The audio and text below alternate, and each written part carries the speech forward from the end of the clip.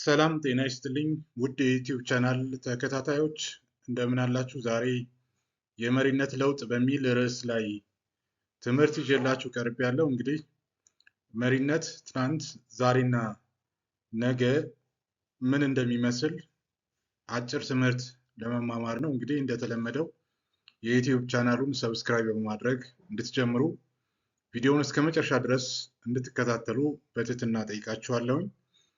ወደ ትምህርታችን ስንገባ የመሪነት እድገት አጠቃላይ እይታ ስንመለከት መሪነት እንግዲህ ራሱን የቻለ ትርጉም አለው። በጊዜ ሂደት ትልቅ ለውጥ አሳይቷል። ትላንት ትኩረቱ ስልጣንን በግለሰቦች ላይ ማከማቸት ነበር። ዛሬ ደግሞ መሪነት ማለት ነው ትብብርና አሳታፊነት የመሪነት መሰረቶች እየሆኑ መጥተዋል። ትብብር እና አሳታፊነት የሌለበት ዛሬ ላይ ማለት ነው መሪነትን ማረጋገጥ አይቻልም። ነገ ደግሞ ቴክኖሎጂ እና ቅልጥፍና ከፍተኛ ሚና ይኖራቸዋል ማለት ነው። ስለዚህ ዛሬ ላይ ያለው የትብብርና አሳታፊ የመሪነት መሰረት ለነገ መሰረት እንደማይሆኑ ደግሞ አሁን ያለው እውነታ በተገቢው መንገድ ያስረዳል። ይህ ለውጥ ለአመራር አዲስ ሰፊ እይታን ይሰጠናል ማለት ነው። በዚህ ቪዲዮ እነዚህን ሶስት ምዕራፎች በዝርዝር እንመለከታቸዋለን። እናንተም ያው ጥያቄ አስተያየት ካላችሁ በኮሜንት መስጫ ቦታው ላይ ማለት ነው ሀሳብና አስተያየታችሁን ማጋራት ትችላላችሁ ማለት ነው። በቀጥታ እንግዲህ የትናንት መሪነት ምን ይመስላል ብለን ስንመለከት በተለይ ደግሞ ኮማንድ ወይም ደግሞ ትዕዛዝ እና ቁጥጥር የበዛበት እንደሆነ ያስተምረናል። አመራር በከፍተኛ ትዕዛዝ እና ቁጥጥር ይገለጻል። የትላንት መሪነት ወይም ከዚህ በፊት የነበሩ የመሪነት ሂደቶች ወይም አግባቦች ማለት ነው። ሰራተኞች ያለ ጥያቄ ትዕዛዝ እንዲፈጽሙ ነው። በቃ ጥያቄ መጠየቅ አይችሉም። ትዕዛዝ ነው የሚሰጠው። በተሰጠው ትዕዛዝ መሰረት መፈጸም ነው። ስልጣን ጥቂት ሰዎች እጅ ላይ ብቻ የተከማቸ ነበር የበፊት መሪነት ማለት ነው። ግቡ ስራውን በፍጥነትና ውጤት ማጠናቀቅ ላይ ያተኩራል። የትናንት መሪነት ሰብአዊ ግንኙነት ብዙም ትኩረት አይሰጠውም። ይህ የአመራር ዘዴ በተለይ ለኢንዱስትሪው ዘመን ምቹ ነበር ብሎ መውሰድ ይቻላል ማለት ነው።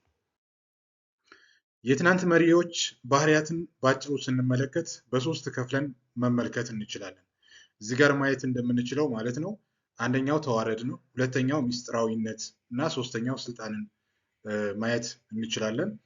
ተዋረድ ስንል በደረጃዎች የተዋቀረ ጥብቅ ተዋረድ የሚከተል የትናንት መሪነት ባህሪያት ነው። ያ ማለት ቨርቲካል የሆነ ስትሮንግ የሆነ ግንኙነት ነው ያለው ማለት ነው። ሚስጥራዊነቱንም ስንመለከት መረጃን ለብቻ በሚስጥር የመያዝ አዝማሚያ ጎልቶ የሚታይበት ነው። ስልጣን ለብቻ አጥብቆ የመያዝ ፍላጎት ደግሞ ነበር ብሎ መውሰድ ይቻላል። ትኩረታቸው ታዛዥነትና ታማኝነት ማረጋገጥ ላይ ብቻ እንደሆነ መረዳት እንችላለን ማለት ነው። እንግዲህ የዛሬውን መሪነት ስንመለከት ደግሞ መግቢያችንም ላይ ለመግለጽ እንደተሞከረው በትብብርና በስሜት ብልህነት መምራት። ትብብር ኮንሰንሰስ መኖር መቻል አለበት። ስሜት ስንል ደግሞ የኢሞሽናል ኢንተለጀንስ ባህሪን የተላበሰ እንደሆነ ሆኖ እናገኘዋለን ማለት ነው። እንግዲህ የዛሬው መሪነት ትብብር እና አሳታፊነትን ስናይ ማለት ነው ዛሬ አመራር በቡድን ስራ ላይ እና በትብብር ላይ የተመሰረተ ነው። የዛሬው መሪነት በቡድን እና በትብብር በጋራ መስራት ላይ የቲም ሊደርሺፕ በኮላቦሬሽን መስራት ላይ ማለት ነው ትኩረት የሚያደርግ ነው። መሪው እንደ አሰልጣኝና ደጋፊ ሆኖ ይሰራል። ከትላንት መሪ የሚለየው የዛሬው መሪ አሰልጣኝም ነው ደጋፊም ነው፣ አብሮም መስራት አለበት።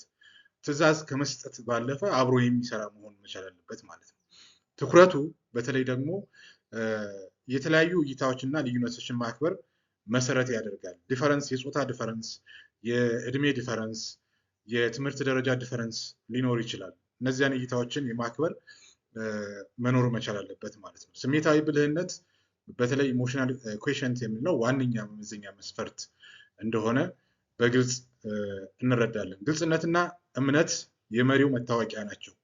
ቴክኖሎጂን ለግንኙነት ማጠናከሪያ እየተለመደ መምጣት መቻል አለበት። በተለይ የዛሬው መሪነትን ስንመለከት ማለት ነው። የዛሬው መሪነት ባህሪያትን ልክ እንደ ትላንቱ የመሪነት ባህሪ በሶስት መንገድ መመልከት እንችላለን። የመጀመሪያው ስሜታዊ ብልህነት፣ ሁለተኛው ግልጽነት እና ሶስተኛው ፈጠራ ልንል እንችላለን። ስሜታዊ ብልህነት ወይም ኢሞሽናል ኩዌሽንት፣ ከዚህ በፊትም ስለ ኢሞሽናል ኩዌሽንት የተሰራ ቪዲዮ ስላለ እሱ መመልከት ትችላላችሁ። የሰራተኞችን ስሜትና ፍላጎት በሚገባ መረዳት ላይ የሚያተኩር፣ ግልጽነት ስንል ግልጽና ቀጥተኛ ግንኙነትን ማዳበር ላይ የሚያተኩርና ለለውጥና ለፈጠራ ሁሉም ዝግጁ መሆንን ደግሞ ፈጠራን ልዩ ባህሪ አድርጎ የሚመለከት የዛሬ መሪዎች ባህሪያት ይሆናል ማለት ነው። አሳታፊ ውሳኔዎች እና የሌሎች እድገት ቅድሚያ ይሰጣቸዋል ማለት ነው። ስለዚህ አሳታፊ ውሳኔ እና እድገትን በተለይ ደግሞ ቅድሚያ መስጠት፣ ለራስ ከማሰብ ይልቅ ለቡድኑ ለቲሙ ማሰብ ላይ ትኩረት የሚያደርግ ይሆናል ማለት ነው። የወደፊቱ መሪን ስንመለከት እንግዲህ ከትላንት መሪ ባህሪ እና ከዛሬው የመሪነት ባህሪ በተለየ መንገድ አርቆ አሳቢነትና ዲጂታል ቅልጥፍና ላይ ትኩረት የሚያደርግ ይሆናል ማለት ነው። እንግዲህ የወደፊት መሪነት በተለይ ደግሞ ከአርቲፊሻል ኢንተለጀንስ ከሰው ሰራሽ አስተውሎት ጋር ግንኙነት ያለው ነው የሚሆነው። የወደፊቱ መሪነት ከአርቲፊሻል ኢንተለጀንስ ወይም ሰው ሰራሽ አስተውሎት ጋር የተሳሰረ ነው የሚሆነው። በፍጥነት ለሚለዋወጥ ዓለም ዝግጁ መሆን የግድ ይሆናል ማለት ነው። ስለዚህ የትላንትናው የመሪነት ባህሪ ለዛሬው የመሪነት ባህሪ መሰረት እንዳልሆነ ሁሉ የዛሬው የመሪነት ባህሪ ለነገው የመሪነት ባህሪ መሰረት ሊሆን አይችልም ማለት ነው።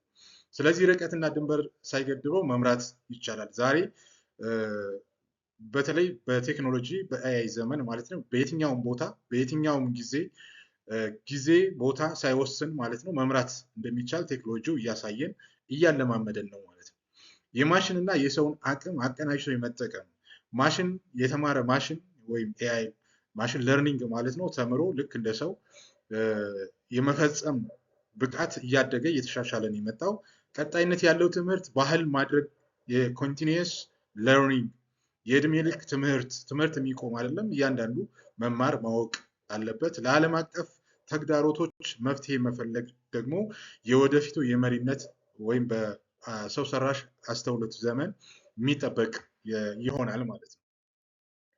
እንግዲህ ለነገው መሪነት ቁልፍ መረጃዎችን ስንመለከት 80% ስራው በቴክኖሎጂ የሚታገዝ ነው የሚሆነው። ወደፊት ያለው እያንዳንዱ ስራ እያንዳንዱ ተግባር 80% የሚሆነው ማለት ነው በቴክኖሎጂ የሚደገፍ ነው የሚሆነው። 100% ቀጣይነት ያለው ትምህርት እንደሚያስፈልግ ደግሞ ያሳስባል ማለት ነው። ለነገው ወይም የወደፊቱ መሪ ቁልፍ ጉዳይ የሚሆነው ማለት ነው። በ10 ማባዛት የመላመድ ፍጥነት የሬፕሊኬሽን አቅሙ በዛው ልክ እያደገ የሚመጣ እንደሆነ እነዚህን ባህሪያት ማወቅ ይጠበቃል። በተለይ ውሳኔዎች በመረጃ ወይም ዳታ ላይ የተመሰረቱ ይሆናሉ። ዛሬ ወደ ፕሪሲሽን ወደ ትክክለኛ ዳታ እየተመጣ ነው ያለው ማለት ነው። 24/7 ይሄ 24 ሰዓት 7 ቀን በዓለም አቀፍ ደረጃ የመገናኘት አቅም ይፈጥራል። ስለዚህ ዓለም በዲጂታል ዓለም በሰው ሰራሽ አስተውሎት ማለት ነው 24 ሰዓት 7 ቀን በሙሉ መገናኘት ይቻላል። ዋናው ግብ ዘላቂ እና ሰብአዊ እድገትን ማረጋገጥ ላይ ደግሞ ትኩረት ማድረግ እንደሚገባ ያሳስባል ማለት ነው። እንግዲህ ንጽጽሩን በአጭሩ ስንመለከት የትላንት ዛሬና ነገ መሪነትን ስንመለከት ማለት ነው የመጀመሪያው ባህሪዎቹ እናስቀምጣለን። ስልጣን፣ ግብ፣ ቴክኖሎጂ፣ ግንኙነትና እይታውን እናያለን። ትላንት ከስልጣን አንጻር ትዕዛዝ ላይ የሚያተኩር ነው። ዛሬ ትብብር ላይ ያተኩራል። ነገ ደግሞ ቅልጥፍና ላይ ትኩረት ያደርጋል ማለት ነው። ግቡ ትናንት ውጤት ላይ ነው፣ ዛሬ እድገት ላይ ነው የሚያተኩረው መሪነት። ነገ ደግሞ ዘላቂነት ሰስተናቢሊቲ ላይ ትኩረት ያደርጋል ማለት ነው። ሌላው ባህሪ ቴክኖሎጂ ሲሆን ትናንት አነስተኛ ቴክኖሎጂ ነበር ስንጠቀም የነበረው።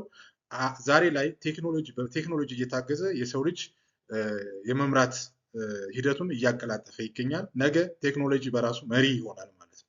ስለዚህ ይህን አውቀን ነው መዘጋጀት መቻል ያለብን። ግንኙነት ትላንት ተዋረድ ነበር፣ ዛሬ ግልጽነት ነው፣ ነገ አውታረ መረብ ነው የሚሆነው ግንኙነቱ ማለት ነው። ስለዚህ መንቀሳቀስ ሁሉ ላያስፈልግ ይችላል በአንዳንድ ጉዳዮች እይታችን ምንድን ነው ብለን ስንወስን ትላንት ውስን ነበረ፣ ዛሬ ሰፊ ነው።